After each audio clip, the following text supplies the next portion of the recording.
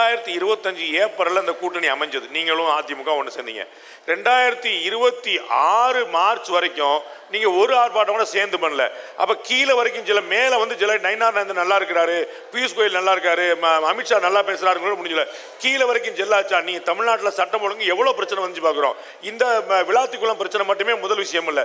நாங்குநேர்லேருந்து வேங்கவையிலேருந்து ஏகப்பட்ட விஷயங்கள் நடந்து பார்க்குறோம். அப்போ அங்கெல்லாம் ஒற்றுமை எங்கே போச்சு? எலெக்ஷன் போது மட்டும் தான் ஒற்றுமை வருமா? இல்ல ஒற்றுமைன்னு இல்லை. ஆமா, எலெக்ஷன் நேரத்துல தான் நாங்கள் எங்களோட ஒற்றுமையை காண்பிக்க வேண்டிய சூழ்நிலை. அந்தந்த கட்சி இப்ப நான் ரெண்டு விதமா இதை பார்க்குறேன். திமுக என்ன சொல்றாங்கன்னா, எந்த போராட்டமா இருந்தாலும் நாங்களாம் சேர்ந்து தான் போவோம், நாங்களாம் இணைஞ்சு தான் போவோம். 10 வருஷம் அதுதான் தப்புன்றேன். அந்தந்த கட்சியை தனித்தன்மையோடு இயங்கவே திமுக விடலை. நாங்க எல்லாரும் ஒன்னா தான் இருப்போம்னு சொல்ல அந்தந்த கட்சிக்கு தனித்தன்மை இல்லையா? 2025 ஏப்ரலுக்கு பிறகு நீங்க தனித்தன்மை செஞ்சீங்க பாஜக. 2025 ஏப்ரலுக்கு பிறகு பாஜக தனித்தன்மையோட என்ன செஞ்சது சொல்லுங்க? இல்ல, நாங்க எத்தனையோ போராட்டம் நடத்தினோம், எத்தனையோ கூட்டம் நடத்தினோம். எங்களோட தெருமுனை கூட்டங்கள் 20,000 கூட்டங்களை முன்னெடுத்து சென்றோம். எங்க பூத் கமிட்டி மாநாடுகள், அது பூத் கமிட்டி மாநாடுக்கு மரியாதைக்குரிய அமித்ஷா அவர்கள் வந்திருந்தார்கள்.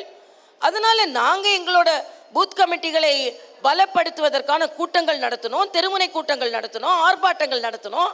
ஆக எங்களை நாங்கள் பலப்படுத்தி கொண்டு தான் நாங்கள் பணியாற்றி கொண்டிருந்தோம். அதே மாதிரி எந்தெல்லாம் பிரச்சனை வரும்பொழுது நாங்களாம் ஆர்ப்பாட்டம் நடத்த தான் செஞ்சோம். அதிமுக தனியாக ஆர்ப்பாட்டம் நடத்தினாங்க. ஆக கூட்டணி என்பது தேர்தல் ஏற்பாடு தானே தவிர திமுக மாதிரி எப்போ அடிமை வைத்து கொண்டிருப்பது இல்லை. நான் திமுக அவங்க அதை வந்து பாசிட்டிவாக சொல்கிறாங்க. நாங்கள்லாம் ஒன்றாவே 10 வருஷம். அப்போ எதுக்கு தனித்தனி கட்சி நான் கேட்குறேன்?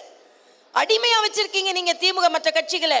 நாங்க அப்படி இல்லை, சுதந்திரமா எல்லாரும் அவங்கவுங்க நடந்து கொண்டு இருக்கிறோம். தேர்தல் வரும்போது ஒன்றா இருக்கிறோம்னு நாங்க காண்பிக்கிறோம். கூட்டணி என்பது தேர்தல் ஏற்பாடு தானே தவிர நிரந்தரமான அரசியல் ஏற்பாடு இல்லையே. நாங்க அதுல தெளிவா இருக்கோம்னு நான் சொல்றேன். தற்காலிக ஏற்பாடு தான். நான் லாஸ்ட் 2 கேள்வியோட நான் நிறுத்த விரும்புறேன்.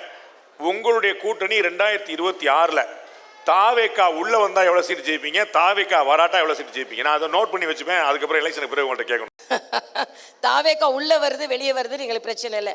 தேசிய ஜனநாயக கூட்டணி நிச்சயமாக எங்கள் தலைவர்கள் சொல்வதை போல எதிர்வினை மக்களிடம் திமுகவுக்கு இருக்கிறது.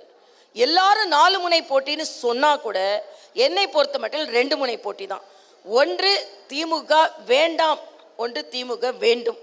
ஆக திமுக வேண்டாம் கொள்கை ரீதியாக அந்த வேண்டாம்ன்றதுல சீமானும் சேருவாரு, விஜயும் சேருவாரு. ஆக வேண்டாம் என்ற கொள்கையில் இருப்பவங்க தான் அதிகமாக இருக்கிறார்கள். அவர்கள் பிரச்சாரம் செய்வது எங்களுக்கு பலம் சேர்க்கும். ஏன்னா வேண்டாம் என்று சொல்பவர்கள் இன்னும் 2 கட்சி அதுக்கு பதில் சொல்லி கொண்டு இருக்கும் பொழுது போட்டி 2 பேருக்கு தானே வருது. அப்போ இவங்களுக்கு தான் போட்டி போடணுன்றதுக்காக எங்களுக்கு அதிகமாக வாக்குகள் விழும். அதனால் எங்கள் தலைவர்கள் சொல்வதை போல 200-ஐ நாங்கள் தாண்டுவோம். ரொம்ப நன்றி. இவ்வளவு நேரம் உங்களுடைய கருத்து, உங்களுடைய நேரத்துக்கு ஒதுக்கி நன்றி. உங்கள் நல்ல நோக்கில் நிறைவேற வாழ்த்துக்கள். நன்றி.